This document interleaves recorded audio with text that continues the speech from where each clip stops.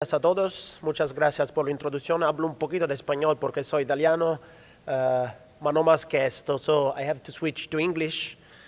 The topic, and good morning to everybody. One question before starting, can I ask how many of you have already experienced in cardiac MR? Can you raise your hands? Okay, not so much.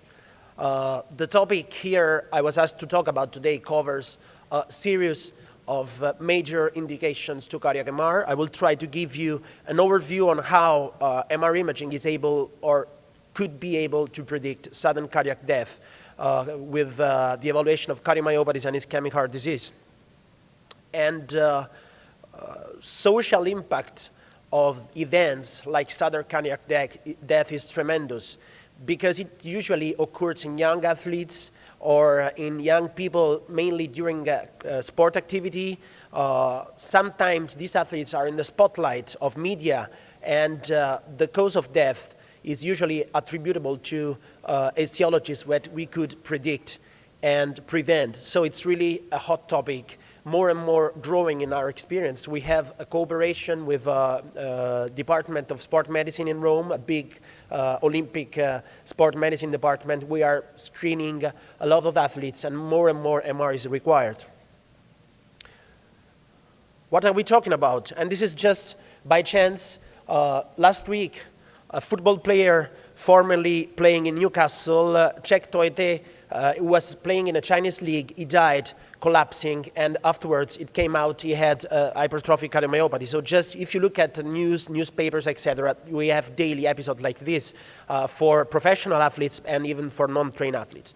What are we talking about? In young athletes, which are by definition less than 35 years old. I don't have the timer. I don't know if we can activate it because 1 hour is long and the risk to... Okay, I proceed meanwhile, sorry.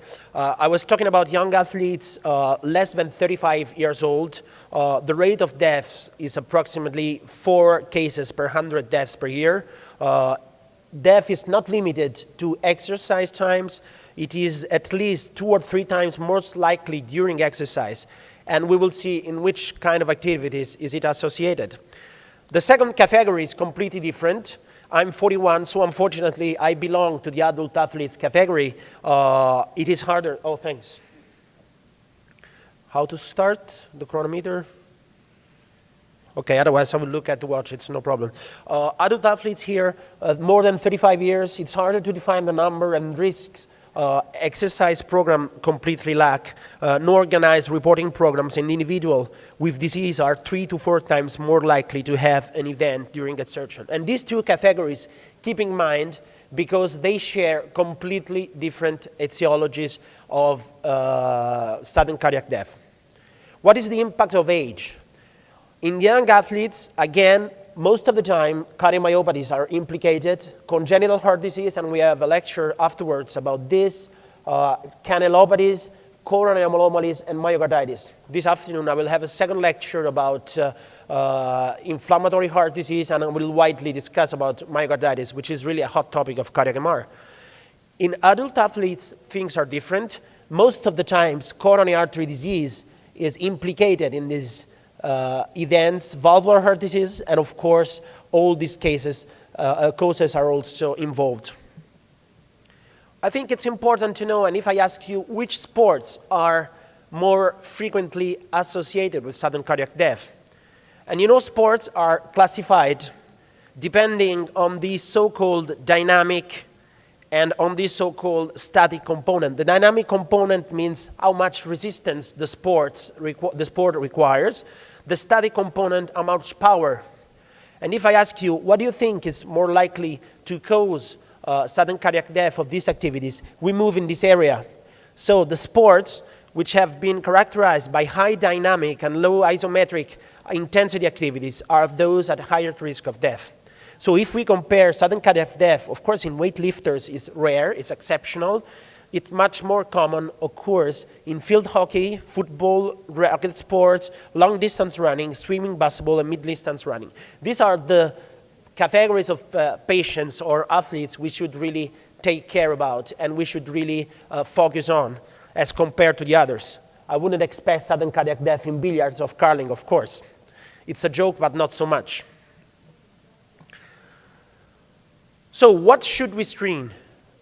Which are the causes or the main causes of sudden cardiac death, and which pathologies should you keep in your mind for screening these patients? And if you look at this bar chart or this chart, what is dominating is hypertrophic cardiomyopathy. 36% of death cases, according to this registry from 1980 to 2005, collecting almost 1,500 young competitive athletes, hypertrophic cardiomyopathy is the most common cause, followed by coronary anomalies and myocarditis. These three categories are much, much more common involved. Then we have ARVC. I will briefly talk about right ventricular cardiomyopathy, which is the second or third cause of sudden cardiac death in Mediterranean countries. I come from Italy. Italy and Greece and Spain have a high prevalence, genetic prevalence of this disease, and it's much more a problem than in other areas of the world. But anyway, it's still a common cause of sudden cardiac death. And so how do we study these patients? Which are the so-called imaging study domains in athlete's heart? Which are the topics to cover, and how do we deal with these different possibilities? Of course, when we do want to assess athletes, we have to look at, or a deaf or a sick heart, we have to look at perfusion and metabolism, morphology, function with exercise, and tissue characterization. And comparing MR versus rest of the world, what emerges? The two major strengths are basically tissue characterization, and the rest is also exceptional. So MR is really having a prominent role in this regard, as I told you, also according to our screening programs, which are more and more going into the direction of doing MR in risky subjects. So what will I talk about today, briefly, and also focusing on the problem of sudden cardiac death, are the main causes I just showed you in the chart from the study from Minneapolis registry. So I will talk about hypertrophic cardiomyopathy and, in general, hypertrophic hearts. What is the borderline between normal and pathological, the so-called gray zone? I will try to give you some information in this regard. About coronary artery anomalies. It is a cause of sudden cardiac death. I think one of the few remaining indications of MR, of coronary MRA, in which I don't trust fully, but in coronary anomalies we could do a good job. Myocarditis, ARVC, and finally a short overview about how to screen competitive athletes. So if we start from hypertrophic cardiomyopathy, just look at this patient, or it's not a patient, he's a professional rower with no heart disease, and diastolic volume is enlarged. It's 243 milliliters. Ejection fraction is higher than the normal. There is a concentric hypertrophy. Mean wall thickness is 30 millimeters. You know that the threshold is usually up to 11 to 12 millimeters. This is what we find in a professional rower. As I told you, we are doing a lot of these patients for research and for specific clinical information. But whenever you see such a heart, do not consider it to be pathological. Unfortunately, what happens in athletes is that there is a combination of issues: age, sex, ethnicity, genetics. The type of sports, as I told you, power sports are more prone, and this leads to hypertrophic remodeling, being an overlap phenotype with hypertrophic cardiomyopathy. What also occurs in this patient, this brings to ECG alterations, cardiac biomarkers increase, electrocardiographic and echocardiographic alteration, and a series of abnormalities, which makes the so-called definition of gray zone of myocardial hypertrophy. This is a problem for us. I will show you in the last part of my lecture one case of hypertrophic heart in which clinical decision-making is not easy. But unfortunately, if we do compare athlete's heart with common hypertrophic cardiomyopathy patients, there is a gray zone of overlap in which left ventricular wall thickness ranges between 13 to 15 millimeters and 12 for females. And clinical decision-making is complex and requires, of course, added tests. There are a lot of criteria to discriminate between the two. For example, in hypertrophic cardiomyopathy, we can more commonly occur and see an asymmetric hypertrophy versus a symmetric hypertrophy in athletes in normal. We can measure left ventricular cavity shape, fibrosis, max VO, et cetera, but in general, we need a second-line tool to rule out between the two conditions. And about phenotypes and pathophysiology, what do we expect in frank forms of hypertrophic cardiomyopathy? The most common, which overlaps with athlete's heart, is shown here, is a symmetric form in which you see there is a biventricular thickening with wall thickness problem in this patient in the range of 25 millimeters. These forms are seen in 40% of patients, and unfortunately, they can overlap with athletes. Less common, but much more commonly associated with sudden cardiac death are the so-called asymmetric basal forms. 50% of those are associated with this flow acceleration. If you don't have experience with cardiac MR, you should know this sign. It's called SAM, or systolic anterior motion of the mitral valve, in which what happens here is that there is an hypertrophy, asymmetric hypertrophy of the basal septum, which causes a flow acceleration with a flow void, and the anterior mitral leaflet is moving upward during systolic phase, causing an obstruction, syncope, and sudden cardiac death. So these forms are more challenging, are those associated with risk of sudden cardiac death, and you should keep it in mind. What else to remember? We may have mid-form, asymmetric mid, and the so-called apical form or spade-like, which is less common in 2% of cases. You see here, the hypertrophy is mainly located in the apical part of the heart. So if we think about athletes, which patients are at higher risk, I think, to overlap the symmetric forms, but in some patients, we may even have an asymmetric septal hypertrophy showing the same appearance, and it's really not easy to rule out between the two conditions. And unfortunately, things are not always straightforward, things are not always easy to rule out, and hypertrophic cardiomyopathy is also characterized not only by different forms, but even by different clinical stages. This colleague from Italy, from Firenze, Jacopo Livotto, is the world's greatest expert of hypertrophic cardiomyopathy. I was lucky, I worked with him for a certain number of years and learned a lot. If you have time to read his literature about hypertrophic cardiomyopathy, it's really a world, and we realize how much imaging is giving a contribution in this regard. But what happens? In an early stage, we have a form which may be called non-hypertrophic. Remember this because later on I will show you a case like this. In these patients, LV mass is normal, ejection fraction is normal, late enhancement is absent, and sudden cardiac death is exceptional. What we only see is this sign, which is called intramyocardial crypta. I will show you later on without further details.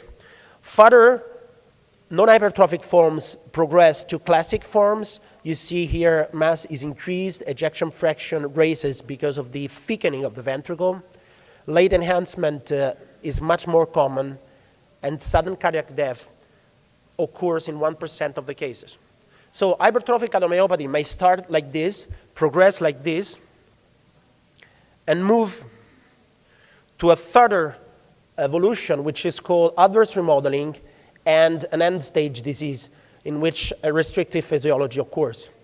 So just to tell you how complex could be this clinical condition, we do not only think, or should not only think about a common biventricular or monoventricular hypertrophy, but also about different clinical stages. And athletes, mainly in this range, may overlap completely with normal or, let's say, non-hypertrophic forms. What else? What else is important to know? Just to look at images and just to correlate our findings with the abnormalities on CMR signal. One of the lesions we may see, as I already showed you, are these intramyocardial cryptae, which are deep invagination of the myocardium, very commonly seen in hypertrophic cardiomyopathy, rare in normal patients. These are early morphological expressions of conduction abnormalities and focal aneurysms.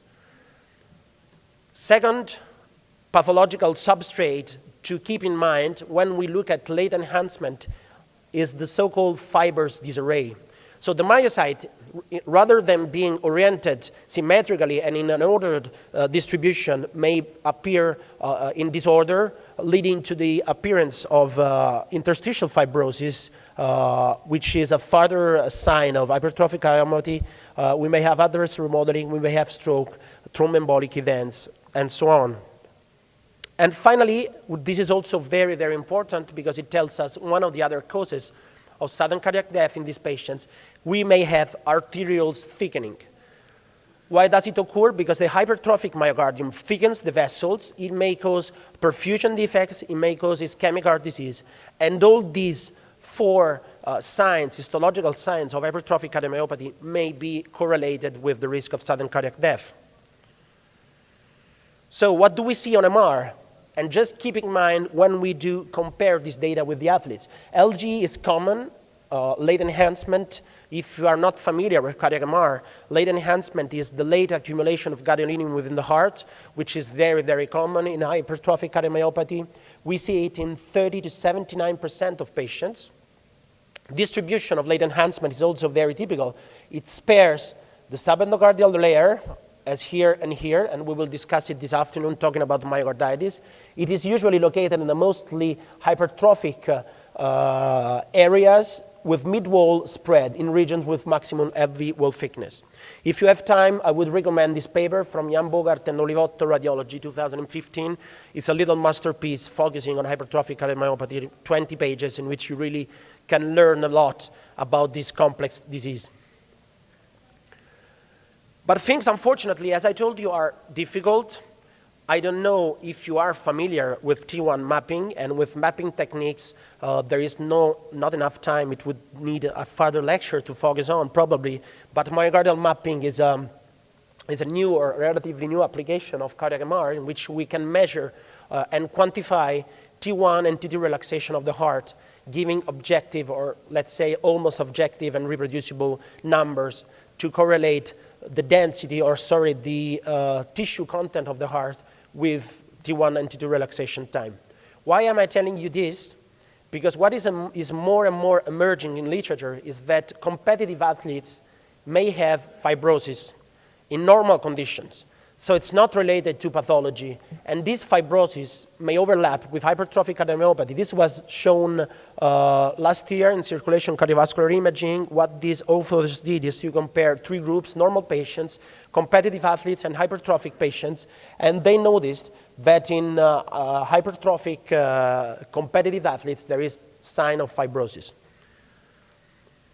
So there is not a take-home message regarding myocardial hypertrophy. I will go back to the last part of my lecture, but just two messages to keep in mind. There is an overlap between normal and pathological athletes. Consider late enhancement because it's usually absent in athletes. If you have T1 mapping, which is this technique, consider it to be used, and also look at the distribution of hypertrophy. If it is asymmetric, it's unlikely to be a normal hypertrophic form. And the last thing I will discuss later on, if you have doubts, just keep the athlete out of any activity for a period which is indicated being 6 months, and then scan him again. So I dedicated half of my presentation to hypertrophic cardiomyopathy because, as I told you, it is the most common cause of sudden cardiac death. I showed you, for those who arrived a little late, in the beginning of my presentation, last week, a football player died in China. He was playing in Newcastle. He was young, in good shape, etc. And what happened? He had an hypertrophic cardiomyopathy, and this is probably what much more commonly occur. Second cause of sudden cardiac death, as I told you before, are coronary anomalies. What and how do we define coronary anomaly? We do have a normal coronary arteries, which is any morphological feature observed in more than 1% of an unselected population, where an anomaly is a morphological feature seen in less than 1% of the same population. Why should we care about coronary anomalies in athletes? Because it accounts, as I told you before, for 15 to 20% of sudden cardiac death in young patients. It can be symptomatic, but unfortunately, most of the time, the first manifestation is sudden cardiac death. So it's difficult to screen this. The treatment could be medical or surgically, must be clear to participate if corrected. So what are we talking about? You know the normal configuration of coronary arteries, schematically represented here, in which we do have the aortic valve and the pulmonary valve. Whenever a vessel, like in this case, right coronary artery, is running between the origin of the aortic valve or the aortic root and the pulmonary valve, This course is called interarterial. And as you can imagine, what happens if the vessel is here, it is squeezed during a sport activity, and this squeezing causes ischemia and causes sudden cardiac death. So the interarterial course of the coronary arteries should be screened because it's a risk of sudden cardiac death. So we can have different configurations, like here, RCA with circumflex running between, left main running between the aortic valve, LAD, and circumflex. What are guidelines telling us? As I told you in the beginning of my lecture, I'm not a fan of MR for coronary MR imaging, for coronary MRA, but there is an indication, which is also acknowledged by the guidelines, European Heart Journal Imaging 2015, in children. MR can be used for imaging of proximal segments of the coronary arteries and for the assessment of myocardial perfusion. And of course, high heart rate and small size remain limiting factor. Coronary MRA is limited for a lot of reasons, but in this specific setting, it can give information. If I asked you, what's going on here? What is happening here? This is the aorta. This is the right coronary arteries. RCA here, rather than arising from the right sinus valsalva, comes from the left sinus valsalva, and it is compressed between the pulmonary trunk and the aortic ascending aorta, and this causes ischemia. Or, like in this case, another case, right coronary artery with compression from the RVT and aorta. MR is great. This patient was published when I was in Leuven for a training more than 12. In 2003, by my colleague Benedetta Giorgi. MR allows comprehensive imaging. You do not only see the anomaly itself, but you could also look at the effect of a vascular compression. This patient here had an anomalous origin of left main arising between aorta and pulmonary trunk. She had the syncope. She was a 36-year-old male, and you see what happens with late enhancement. We see a large myocardial infarction in which gadolinium accumulates, involving the subendocardium, the dark area of microvascular obstruction. So if we do this job with MR, we are able to see everything about coronary anomalies, and we give an added value. So coronary anomalies are easy. How to screen? First, of course, cardiologists need to do stress tests. We could do MR. I'm personally still preferring CT even for coronary anomalies because today radiation dose has gone low and low and low, and so it's not a problem anymore.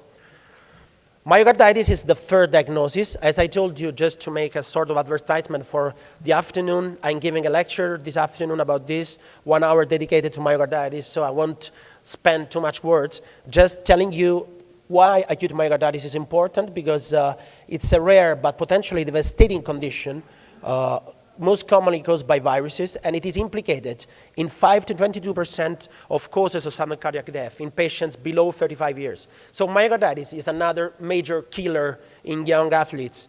And when diagnosis is verified, athletes have to withdraw from sport from at least 6 months. We have a lot of cases of patients, of young athletes with myocarditis. They have to stop, and very often they are not able to go back to intensive clinical activity. One example is shown here. Typical 29-year-old woman who is, because she's still alive, a professional marathon runner. She had palpitations during rest, hypertension. Troponin was, let's say, slightly raised, but not much. What we see here, on T2, we have high signal intensity here spreading the subendocardium, which is compatible with or consistent with a non-ischemic process. Global function of the ventricle is normal. If you look at contraction, there is no contraction abnormality.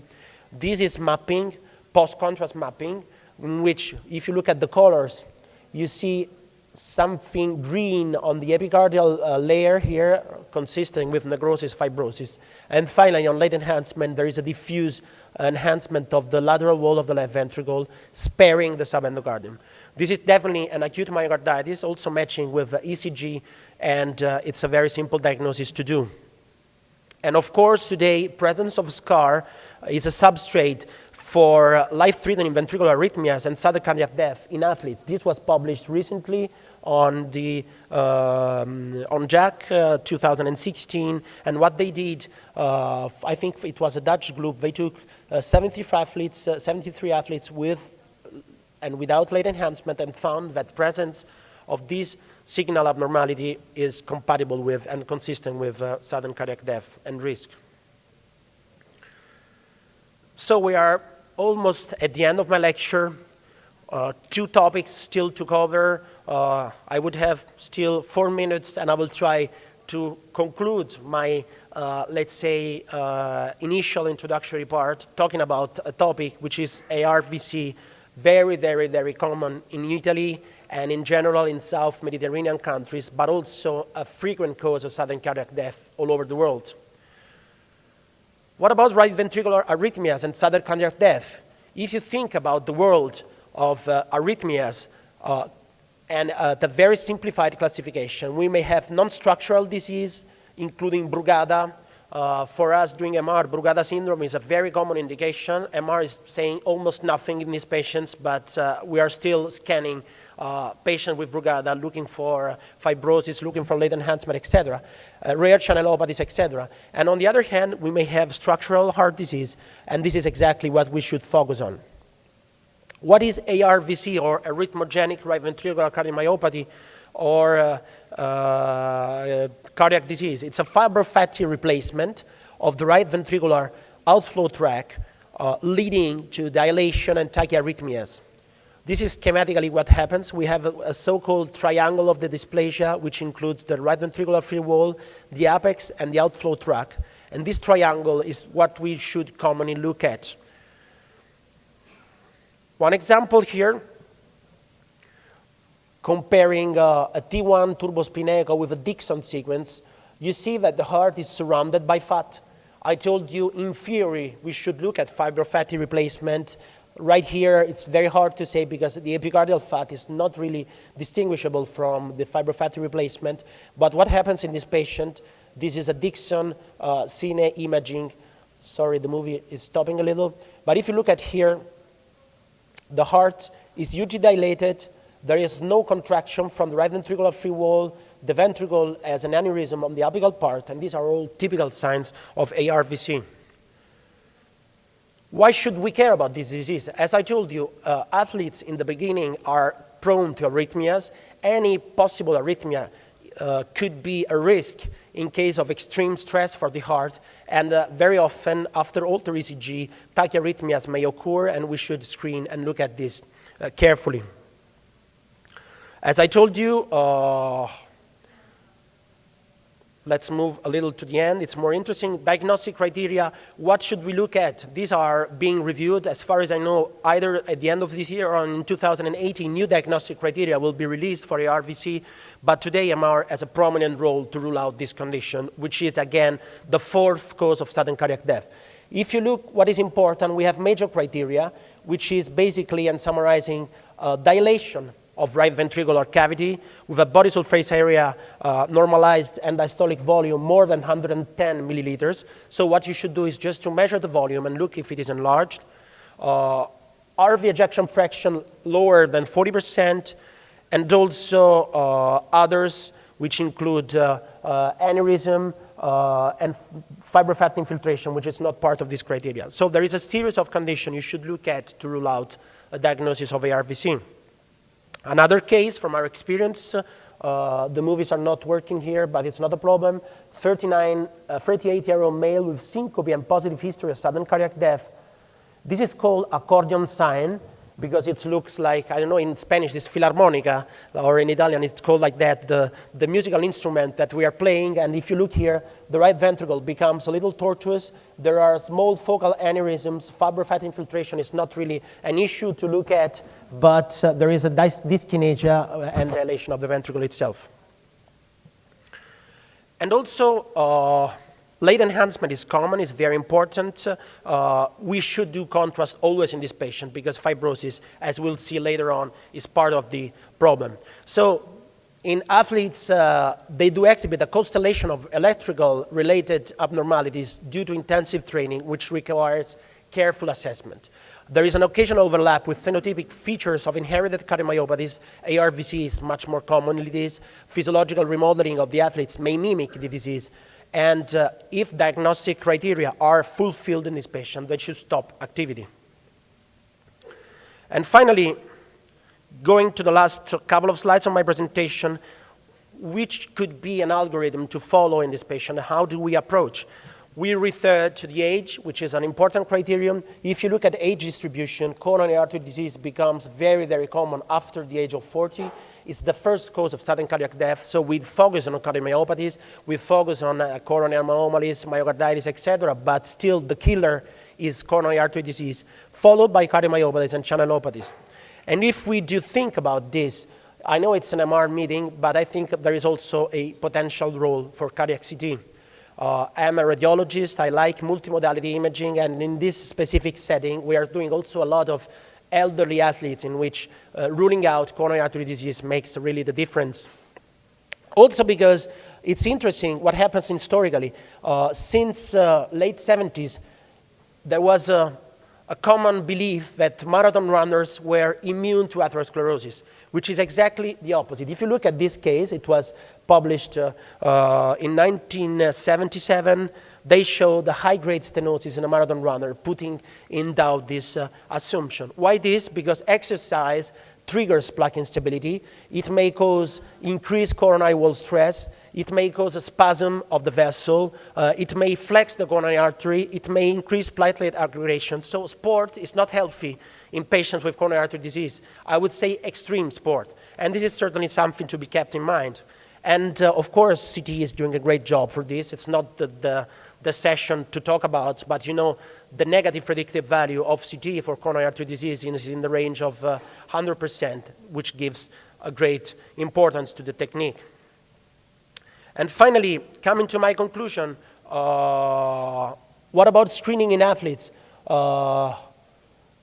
In conclusion, there is a gray zone between athlete heart and cardiac diseases, as I told you. This is much, much important in hypertrophic patients. It could occur in arrhythmogenic right ventricular cardiomyopathy patients, and we should keep in mind that athletes are in a range between normal and pathological, which makes things much more difficult.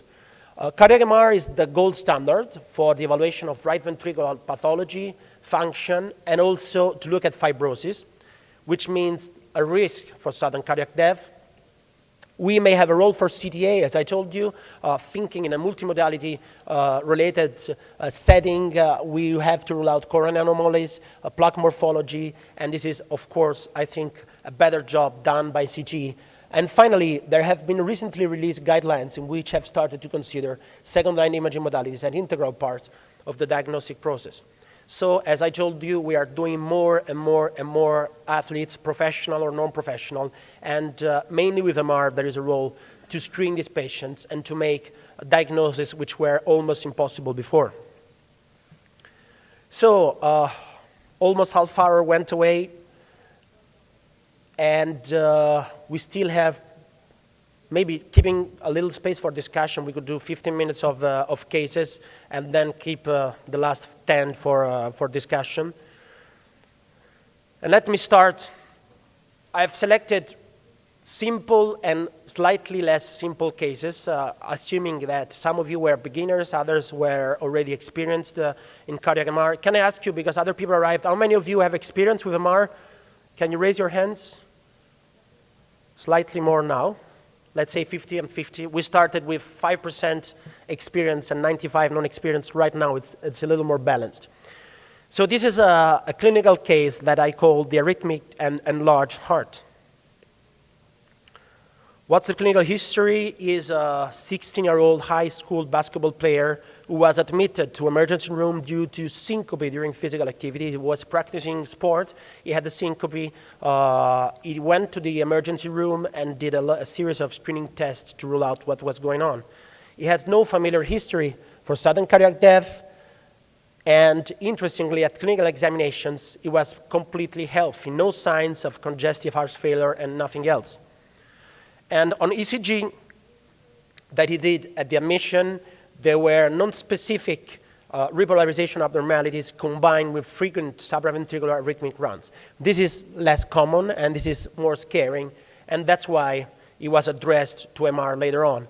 Interestingly, there was also a mild troponin raise, that can occur during intensive physical activities. And so the second, what would you think about in presence of mild troponin raise? What's the differential to rule out? It's myocarditis, of course. And this was overlapped at the admission of this patient. He did echocardiography, again in the emergency room, just to rule out what was going on, showing a remarkable dilation of the right ventricle with reduced global RV function and no signs of intracardiac shunts. So cardiac MR was required to rule out pulmonary hypertension with extracardiac shunts and also with a minor clinical suspect of myocarditis. I would skip the recommended protocol, or maybe what to do in this patient could be nice to discuss. We do always biventricular function, mainly in athletes, so you have to calculate volumes and ejection fraction and stroke volume of both ventricles. We do scan right ventricular vertical long axis plus outflow tract, because if you want to rule out ARVC, you have to look at the outflow tract. We do a true FISP, which is a cine steady state, it's a steady state imaging to cover the whole chest. We do axial cine, we do optional T1 weighted turbospin echo, and with and without fast suppression, and finally late enhancement. So this is the patient. Look at the images. Here we have an horizontal long axis view and a right ventricular vertical long axis. So this scan is oriented on the right ventricle. A short axis view here. All cines. Here the movies are not working, but we did, you know what is the acronym for VENC, velocity encoded cine MRI. We measured the flow at the level of the pulmonary tract and at the level of the aorta, and the ratio was 1.23.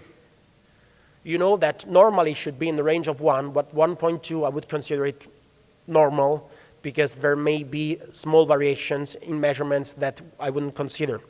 So when you have a QPQS of 1.2 and these findings, what to think about? How do I approach such a case? Normally, I visually look at cardiac function. So left ventricle is definitely smaller than the right ventricle. The function of the left ventricle looks somehow preserved. RV is terribly enlarged. There is an hypertrabeculation in the apical part here.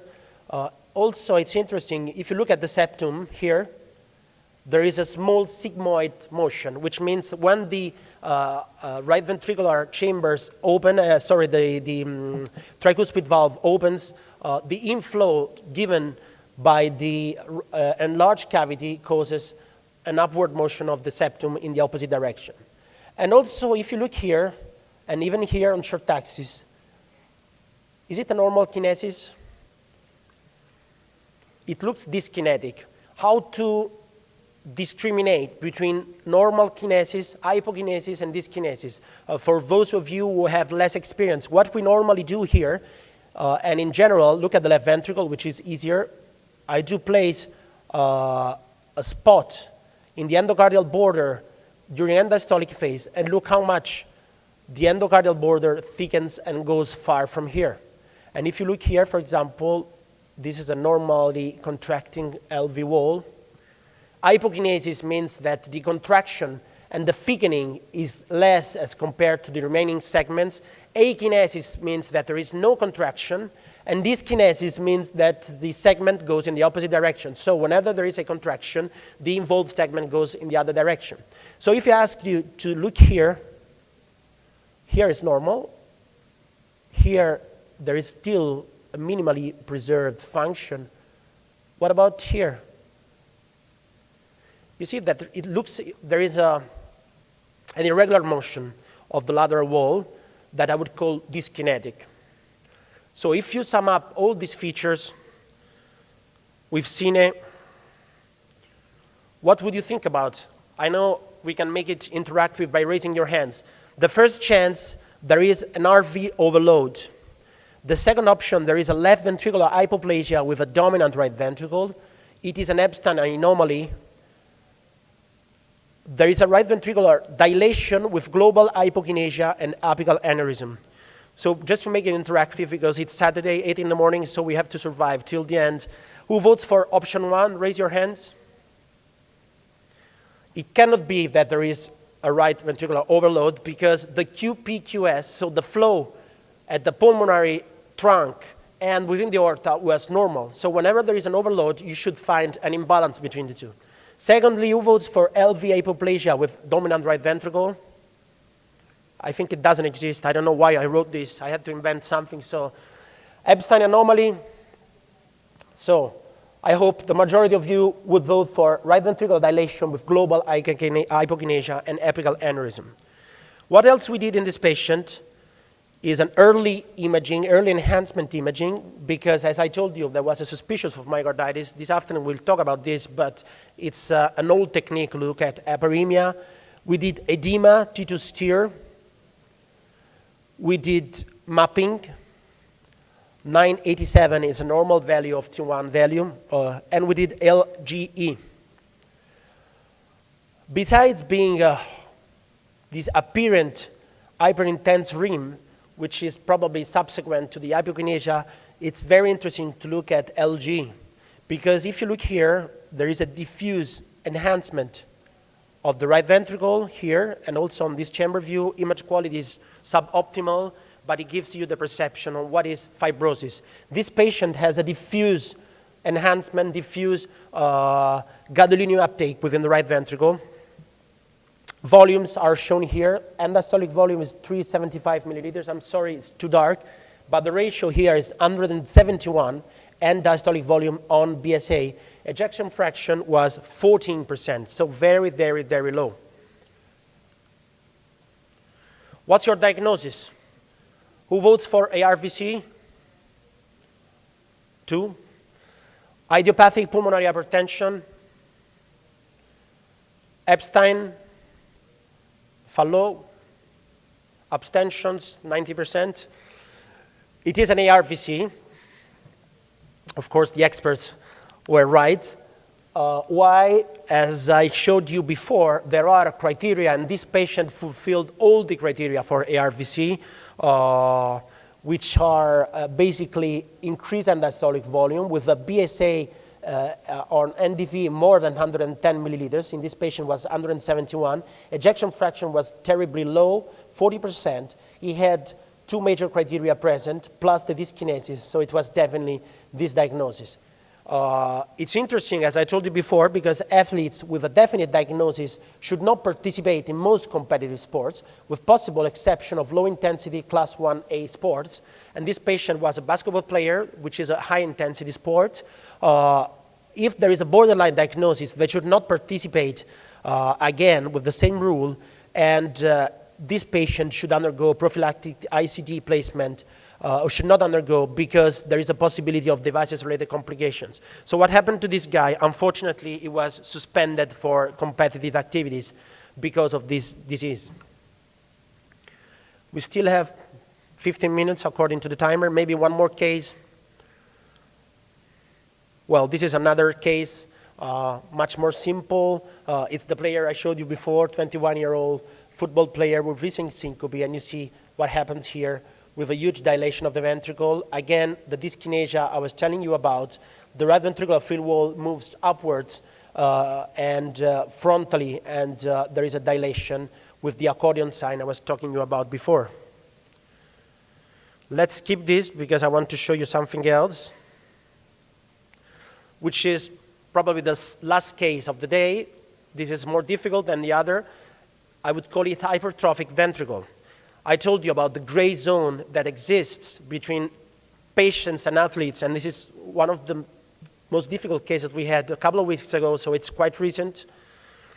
He is a 25-year-old professional rower, and as I told you, rowing is a high static and low dynamic sport, so it's between the highest risk category of sudden cardiac death. 25-year-old professional rower, asymptomatic, with no persistent concentric ventricular hypertrophy since last 8 years. So he knew when he came to us, I know I have an hypertrophic heart, but this was attributed to sport activity. So nobody really took care about this problem. He did, for some reason, or annual control, because in Italy the Olympic program requires, and this was an Olympic athlete, requires annual screening with stress ECG, ECG, et cetera, which was initiated by Antonio Belliccia. He's one of the fathers of sports medicine in the world, and we are doing this program, and it allows to reduce sudden cardiac death. So what happens, this patient this year had a slight increase of parietal wall thickness with description of a cystic lacunae located in the inferior wall of the left ventricle, which was not noted before. So what happened?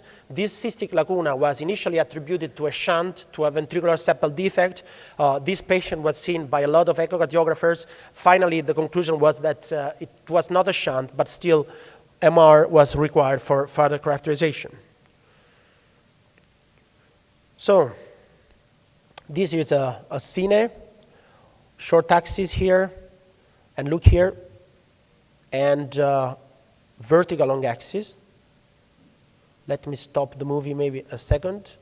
You see here, this is a sign, but it's not very common. I was telling you about before. The heart is globally slightly thickened. There is a basal slight asymmetric hypertrophy with this line, with this incisor within the inferior wall of the left ventricle. We did, of course, volumetric analysis, and diastolic volume was 127 milliliters. He had an ejection fraction normal, 60%. If you look at LV wall thickness, septum was 14 millimeters. Anterior, inferior, and lateral wall ranged between 13 and 12 millimeters. As I told you, normal is up to 11. Hypertrophic cardiomyopathy is diagnosed when the thickness is more than 15 millimeters. So this is a borderline guy. What to do with this patient? We also did, of course, morphological assessment, T1 weighted turbospin echo at different levels, basal, mid, and apical. And you note here how much both ventricles are thickened. And this is LG. As I told you before, we have to rule out late enhancement. Presence of late enhancement means fibrosis, very likely means risk of sudden cardiac death. If there is no late enhancement, things are even more difficult, and unfortunately it was like that here. What else? What's your diagnosis? Is it an intraventricular septal defect? Who votes for this? Is it the normal anatomy with hypertrabeculation? Maybe could be, honestly speaking, because as I will show you, this abnormality is also occasionally depicted in normal subjects. Is it a non-compaction? I think afterwards or this afternoon there will be a lecture dedicated to non-compaction. It's a complex topic. It's a congenital or, let's say, complex disease in which left ventricular fibers do not compact. There is still a persistent hypertrabeculation. But in this patient, honestly speaking, the compacted component was normal and there was a single incisor in the inferior wall of the left ventricle. And as I told you earlier, it is an early form of HCM with intramyocardial crypta. This is exactly what happened here. Interestingly, oops. Here we have the diagnosis. Thanks. Thanks for the support. Interestingly, this patient after MR, so it was last week, a real life case, he did genetic genotyping following CMR, which revealed the mutation of this gene, which is associated with hypertrophic cardiomyopathy. So no signs of disease. He did sport, Olympic sport, for years and years, and finally we arrived to a genetic diagnosis. The problem here is what to do. Cryptae are very, very common signs of hypertrophic cardiomyopathy. This was published in Circulation Imaging in 2012. Histologically speaking, there are deep invagination of the heart within the left ventricular wall. Early morphologic expression due to disease causing myofilament mutations, and they are associated with conduction abnormalities and focal aneurysms. So what happens in this patient? Participation in presence of genotypic abnormalities is reasonable, particularly in absence of a familiar history. Unfortunately, if there is a definite diagnosis, patients should not participate in most competitive sports, in exception of those with low intensity, Pharmacological agents may help, but unfortunately, pharmacological agents are also doping in most of the cases, and this makes things even complicated, like beta blockers, and also consider ICD implantation. So this patient, again, because of the early diagnosis, and we really don't know what to do currently, was suspended from competitive activities due to a positive genotype diagnosis, and still it's work in progress, because there are cardiologists who are convinced to make it to continue. Again, this guy is a candidate to next Olympic Games. It's very, very famous rower, but he has a positive genotype diagnosis. So still, it's an open book. So I think I've finished. I would have other cases, but I see we have 10 more minutes, but maybe it would be nice to have some discussion if you agree. And this was my last case. Thank you very much for your attention. Thank you.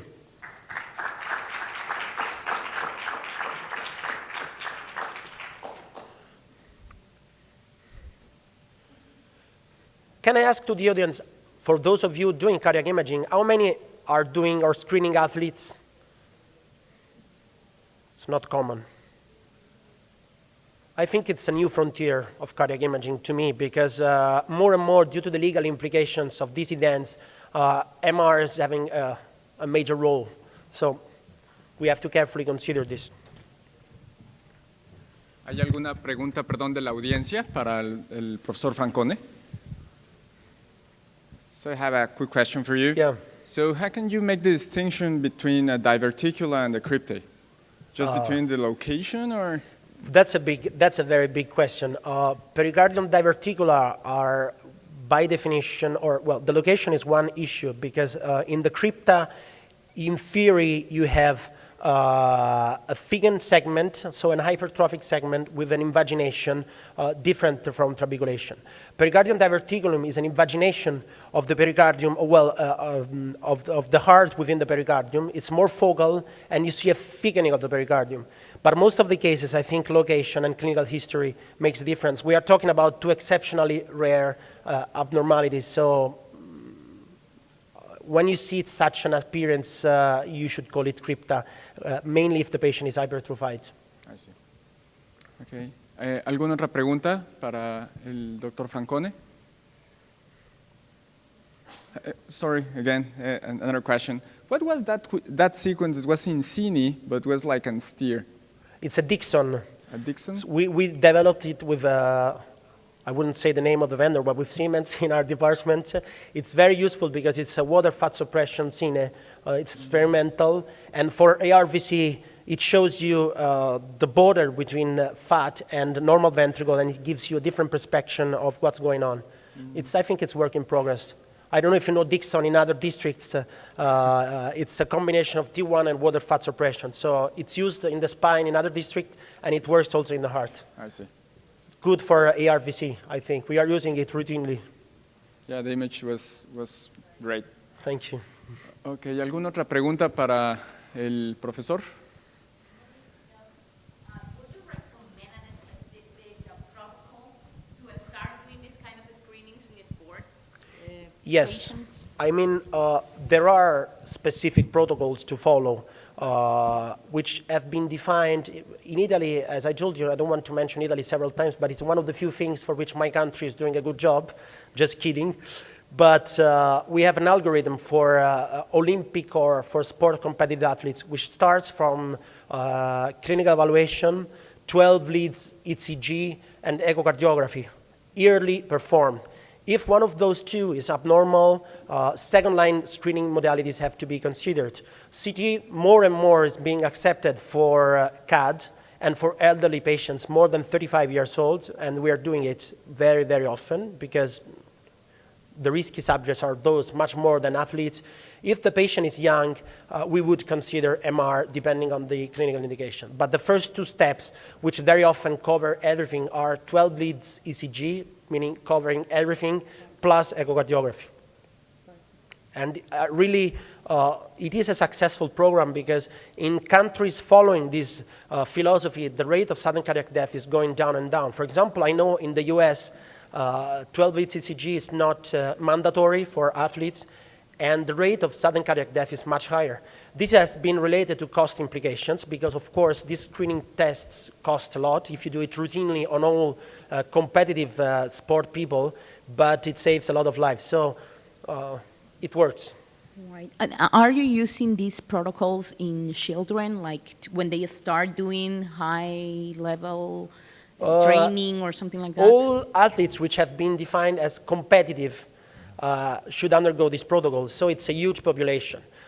Competitive means those doing sport at least a semi-professional level. The definition of competitive sport is a little complex. I never understood it exactly, but whenever they are training dedicatedly, we're doing this screening program, which is supported by the healthcare system. So it's athletes do not pay anything for that, so it's good for them.